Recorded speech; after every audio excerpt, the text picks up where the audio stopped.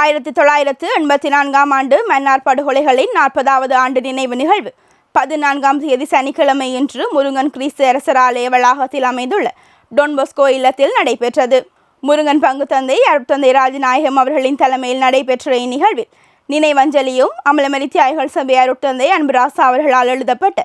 84-85 மன்னார் படுகொலைகள் சொல்வதென்ன என்ற ஆவண நூல் வெளியீடும் இடம்பெற்றன. இந்நிகழ்வில் படுகொலை நடைபெற்ற 1984ஆம் ஆண்டு முருங்கனில் வைத்தியராக பணிபுரிந்த திருநாவுக்கரசு, யாழ்மறை மாவட்ட குறுமுதல்வர் அருட்தந்தை ஜெபரட்னம், அமலமரி தியாகிகள் சபை யாழ் மாகாண முதல்வர் அருட்தந்தை ஜெயந்தன் பச்சி,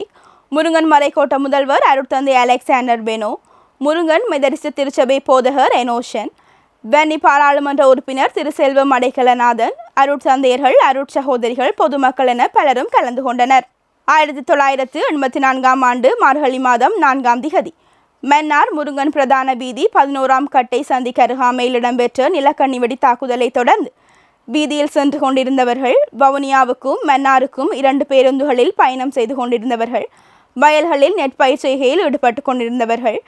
முருங்கன் அஞ்சல் அலுவலகத்தில் வேலை செய்து கொண்டிருந்த அரசு ஊழியர்கள், பிரதான வீதியின் அருகே வீடுகளில் வாழ்ந்து வந்தவர்கள் என கண்ணில் பட்ட சுமார் 200 வரையானவர்களை அங்கு வருகை தந்த இராணுவத்தினர் காட்டுமிராண்டித்தனமாக சுட்டு படுகொலை செய்தனர். இப்படுகொலை சம்பவத்துடன் தொடர்பட்ட நிகழ்வுகளை ஆவணப்படுத்துவதாக அருட்தந்தை அன்புராசா அவர்களின் நூல் அமைந்துள்ளமையும் இங்கு குறிப்பிடத்தக்கது.